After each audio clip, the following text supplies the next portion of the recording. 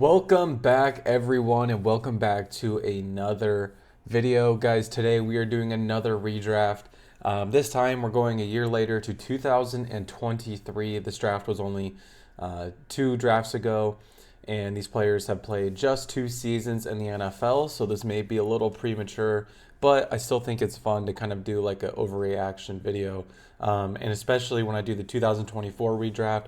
That'll probably be labeled as an actual overreaction redraft because it's only been a season, so a lot of teams might just pick the same player, which would be kind of boring. So, anyways, 2023, a little bit of an overreaction, but I still think it's fun kind of to see, what players are considered steals already, what players were good first round picks so far. But without further ado, let's hop into it. And obviously, the Carolina Panthers had the first overall pick. They needed a quarterback bad, and they took Bryce Young out of Alabama.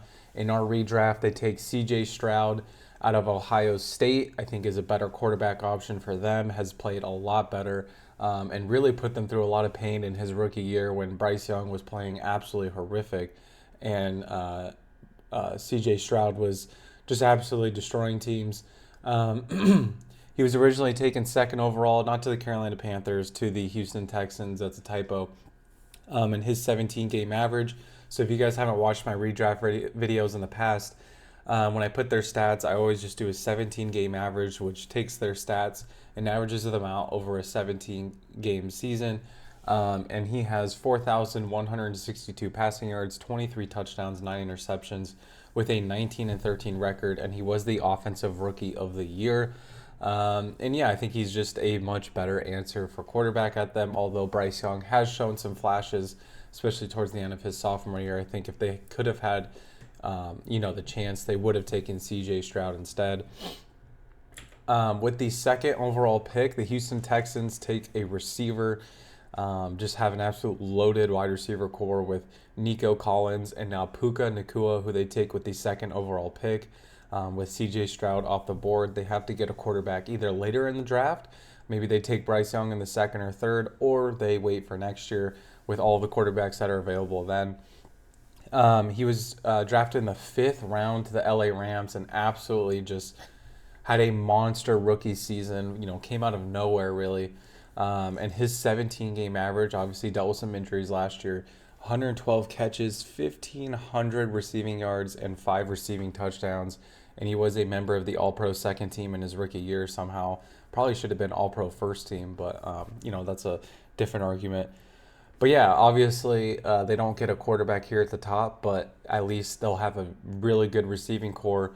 And then on the other side of the ball, with a third overall pick, they just go ahead and take Will Anderson, which is the exact pick they took, in the draft, and it was a great pick. He was the Defensive Rookie of the Year. He's been great for them so far.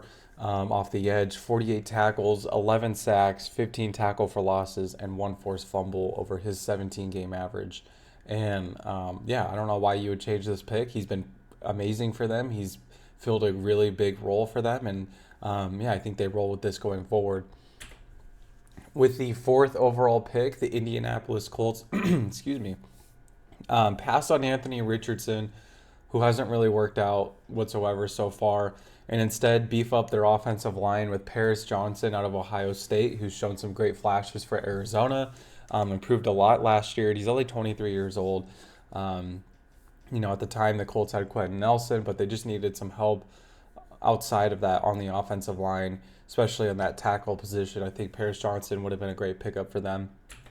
And with the 5th overall pick, and you could argue he could go even higher, the Seattle Seahawks, I guess pass on Devin Witherspoon, but I wouldn't really say passing because Devin Witherspoon has obviously still been a great player.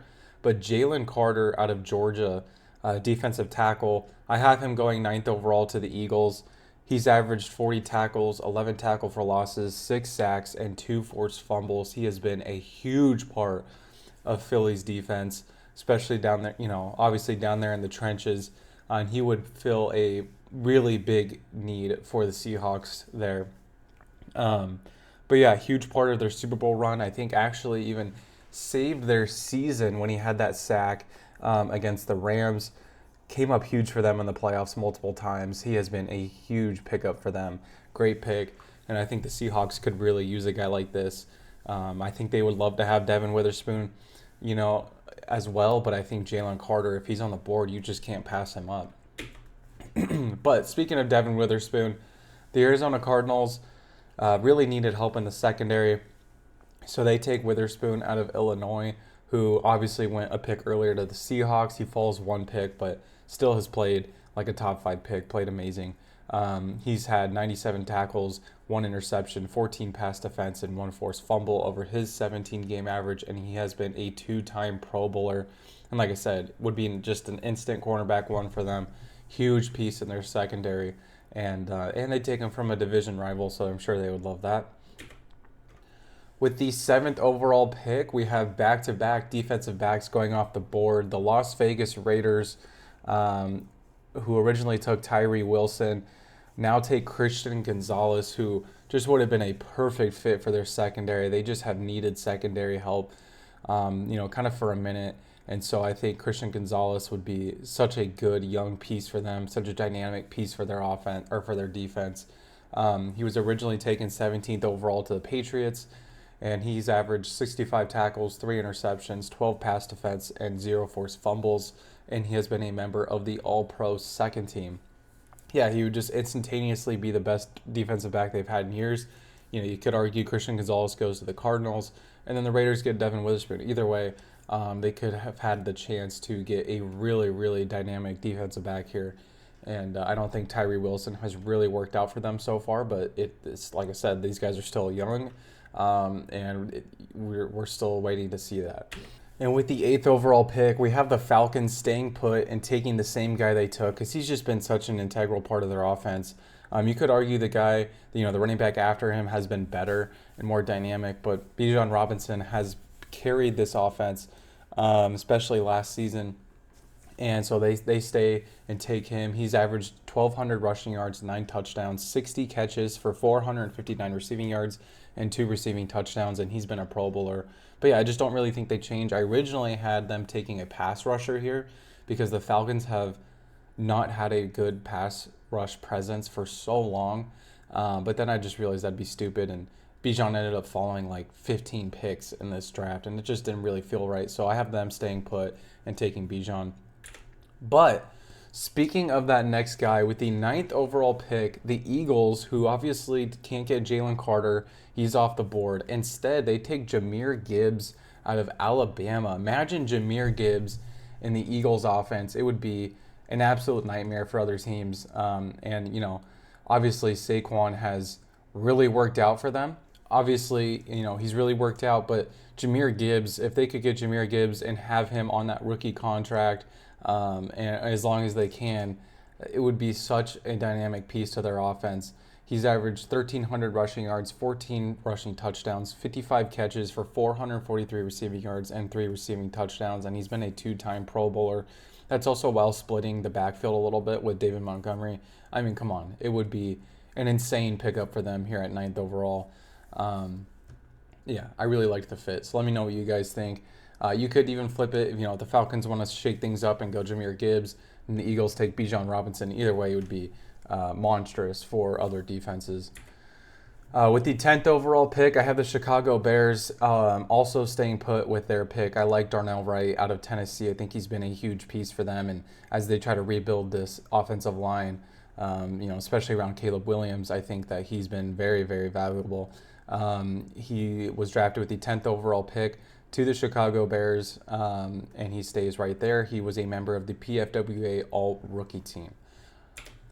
With the 11th overall pick, the Tennessee Titans, who originally took Peter Skoronski, he's been a good piece for them, but I do think they go receiver here. They've just not had a good receiver in so long. Since A.J. Brown, they had A.J. Brown for a little bit and then back to kind of mediocrity, even though Calvin Ridley had a pretty he had a 1,000-yard season last year for them, but I still think if they had a chance to take JSN, they would. He would become a franchise wide receiver 1 for them out of Ohio State. He was originally drafted 20th overall to the Seattle Seahawks, and he's averaged, keep in mind, wide receiver 3 his first season, and kind of wide receiver 3, wide receiver 2 his second season, 81 catches, 879 receiving yards, and 5 receiving touchdowns, and he's been a Pro Bowler. But yeah, I think he'd be that elite weapon that they've been lacking for so long. And then you just have to find yourself a quarterback, which they did this year with Cam Ward. So it'd be a fun pairing over there in Tennessee. With the 12th overall pick, the Detroit Lions, who can't get Jahmyr Gibbs. I mean, this team is just so good at drafting. It's ridiculous. Can't get Jahmyr Gibbs. They instead grabbed their guy, Brian Branch, who they took in the second round in this draft. I don't think they'd let him slip past this point, especially if they could get their own guy. 100 tackles. He's averaged 100 tackles, 4 interceptions, 16 pass defense, and 1 forced fumble. He's been very, very valuable for them. He's been a Pro Bowler. And yeah, Lions have just been so good at redrafting that if you're watching these videos, I mean, the video I made last week, the 2022 redraft, and now this video, I'm just having them draft their own guys at this point that they took later in the draft because they've just been so good at drafting and they've been integral parts of this team and of how good this team is now. So yeah, he's been a great piece for them, and I don't think they'd let him slip past this point. And speaking of guys that got drafted by the Lions, here's another one. Sam LaPorta to the Packers instead of Lucas Van Ness. LaPorta was drafted in the second round as well to Detroit, and he's averaged 75 catches for 832 receiving yards and 9 receiving touchdowns as a tight end. And he's been a member of the All-Pro second team. Just imagine Jordan Love throwing to Sam LaPorta. He'd be going absolute crazy. And this is the draft I think they took Luke Musgrave or one of those guys, Tucker Kraft, I can't remember. So they could get themselves a stud at the tight end position here, and a real weapon for Jordan Love to play with. Pause, kind of sounds weird. With the 14th overall pick, I have the Steelers staying and going offensive line, but instead of taking Broderick Jones, I have them taking Cody Mao out of North Dakota State, who was originally drafted 48th overall to the Buccaneers. And obviously Cody Mao has that meme about him where he just had that, I don't know if you want to call it a glow up. You can call it a glow up. Just kind of went from being a smaller guy to just being a huge offensive lineman with the flowing red hair. But memes aside, he's been really good for the Buccaneers, and I think the Steelers could use him at that guard position. It's obviously a safe pick for them. With the 15th overall pick, I have the Jets passing on Will McDonald and taking Peter Skoronski off the board out of Northwestern, who the Titans passed on. He went 11th overall to the Titans originally. But yeah, he's been good for the Titans. I think he'd be a good piece for the Jets as well. I mean, it's just a safe pick, you know what I mean? With the 16th overall pick, I have the Commanders, who took Emmanuel Forbes out of Mississippi State. They go cornerback as well. You could say they could take Emmanuel Forbes again, but I have them taking Tyreek Stevenson out of Miami, who's been a good corner for the Bears, drafted 56th overall, and he's averaged 87 tackles for 3 interceptions, 15 pass defense, and 2 forced fumbles. And yeah, at least they drafted a positional need. Respect to them, but I do think maybe Tyreek Stevenson would be a good fit for them, and maybe provide them a little bit of an upgrade at that position. But like I said, these guys are still young. With the 17th overall pick, the Patriots, who obviously can't get their guy Christian Gonzalez out of Oregon, instead go Rashee Rice out of Southern Michigan, wide receiver. He originally went 55th overall to the Chiefs. A lot of second-round guys here. And he's averaged 88 catches, 1,000 receiving yards, and 8 receiving touchdowns. Also a Super Bowl champion in his rookie year.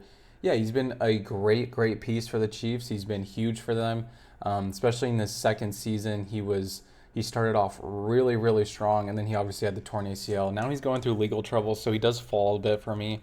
I still think JSN is the wide receiver 1 in this class, but Rashee Rice, just talent-wise, you have to take him in the first round here, especially for a team like the Patriots who've just been lacking that elite playmaker.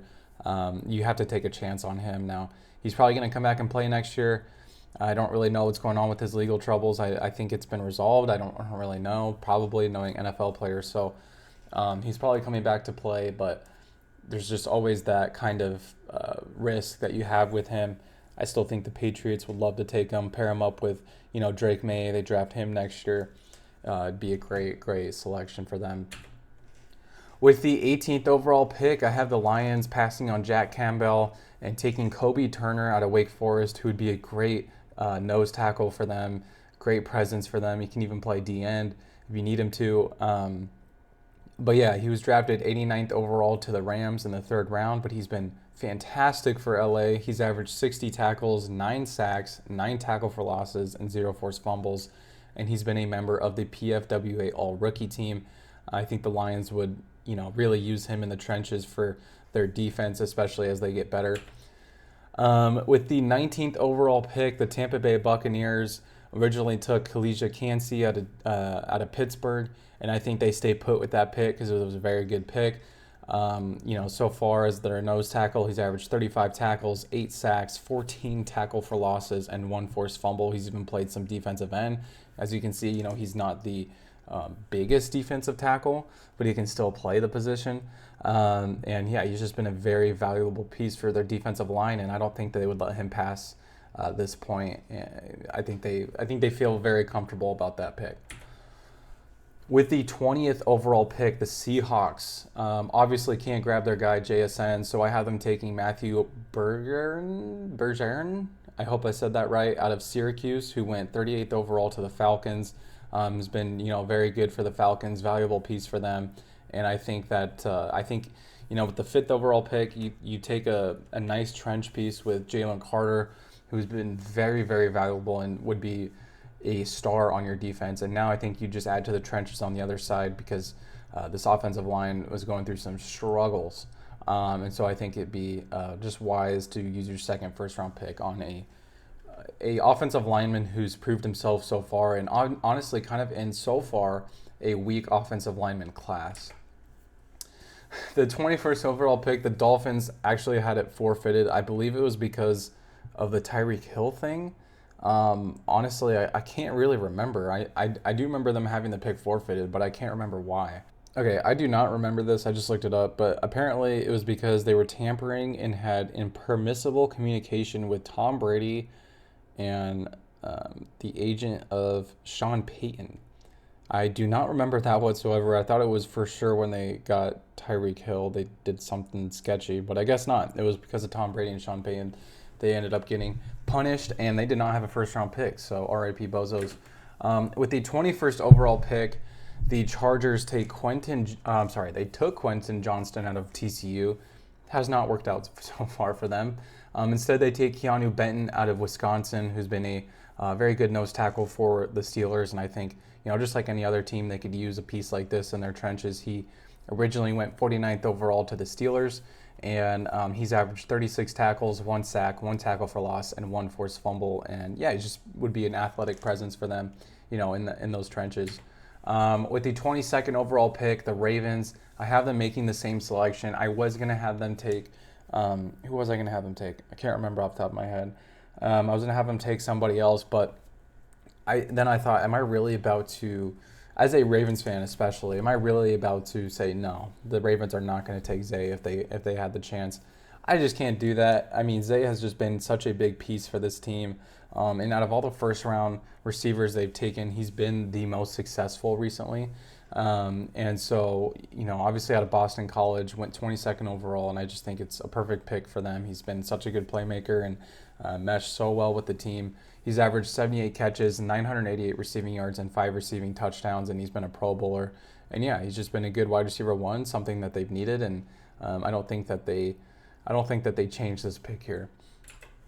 With the 23rd overall pick, the Minnesota Vikings, who originally took Jordan Addison out of USC, you could make the same argument that I just said for the Ravens. He's been good for them.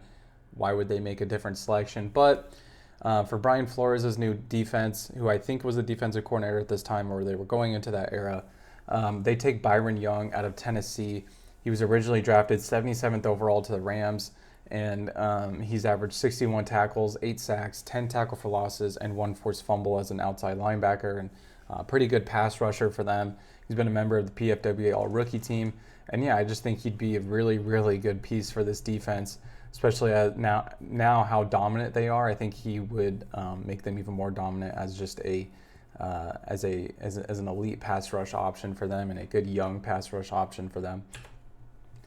With the 24th overall pick, the Giants, I have them, instead of taking Deontay Banks, I have them taking offensive line with Joe Tippmann out of Wisconsin, who they needed help on that offensive line, especially. I think this was the last year that they had Saquon. I could be wrong, but he'd be a valuable piece for that reason, to just get the most out of Saquon while you can. Maybe they keep him, I don't know. But they draft him 43rd, or he was originally drafted 43rd overall to the Jets, and he was a member of the PFWA All-Rookie team. He's been a good piece for the Jets so far. With the 25th overall pick, the Buffalo Bills, who take a weapon in Dalton Kincaid, instead take another weapon for Josh Allen in Jordan Addison out of USC, who would be a great piece for them. He'd become their wide receiver one, especially now here in 2025, and just absolutely flourished with a quarterback like Josh Allen. Not to say that Sam Darnold or Kirk Cousins has done him dirty or anything. I just think that with a guy like Josh Allen, I mean, your ceiling is just always being met. But yeah, he was originally taken 23rd overall to the Vikings. He's averaged 71 catches, 949 receiving yards, and 10 receiving touchdowns as the wide receiver two to none other than Justin Jefferson, probably the best receiver in the NFL, one of the best receivers in the NFL. So that's pretty good. And he was a member of the PFWA All-Rookie team. It would just be a great pick for them and great fit as well. With the 26th overall pick, the Dallas Cowboys pass on Mazi Smith out of Michigan and instead take Yaya Diaby. Oh my gosh, dude, I'm so bad with names. I'm so sorry. Out of Louisville. He's been a great pass rusher for the Buccaneers. Drafted 82nd overall to the Bucs, and he's averaged 46 tackles, 6 sacks, 12 tackle for losses, and 1 forced fumble. And yeah, just pairing this guy with Micah Parsons would be a great duo and great piece for this defense. 27th overall, the Jacksonville Jaguars pass on Anton Harrison out of Oklahoma, who's actually been decent for them. But instead, they take Tuipulotu out of USC. This really is just the hard name simulator right now. I don't know why every name I'm having difficulty with. Linebacker out of USC, who's been a good pass rusher for the Chargers, who took him 54th overall. So far, he's averaged 47 tackles, 7 sacks, 9 tackle for losses, and 1 forced fumble. And honestly, it's the same reason for a lot of these guys. Like, any team could use a really good pass rush threat, but especially the Jaguars. You pair him up with Josh Allen, Josh Hines Allen, I apologize, and make a pretty scary pass rush there for opposing offenses. But like I said, offensive line, defensive tackle, defensive end, I mean, they're just always going to be safe picks and just kind of guys that I really like here. With the 28th overall pick, the Bengals pass on Myles Murphy. The Bengals really haven't been able to draft in the first round whatsoever recently. And actually, even recently, Shamar Stewart, who they took in the first round, is already having a contract dispute somehow. But anyways, let's give them a break. Let's give them De'Von Achane out of Texas A&M, who would just be scary next to Joe Burrow. He was originally taking 84th overall to the Dolphins, and he's averaged 1,000 rushing yards, 9 rushing touchdowns, 64 catches for 479 receiving yards, and 5 receiving touchdowns. And just imagine this too with Joe Burrow. The biggest thing with De'Von Achane has just been his health. Is he able to stay healthy? Is he able to stay on the field? He can't really be a workhorse running back, and so you have to draft a guy like Chase Brown later in this draft like they did. But still, I mean, this guy would just be nuts next to Joe Burrow. With the 29th overall pick, the New Orleans Saints pass on Brian Bresee and take offensive line as well. Steve Avila out of TCU, who's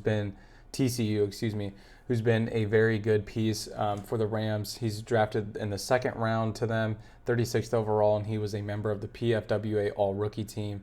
But this offensive line is just falling apart, and Steve Avila would be a great piece for the Saints there to just keep it together, be a nice glue piece. With the 30th overall pick, the Eagles, you could say they take Nolan Smith again.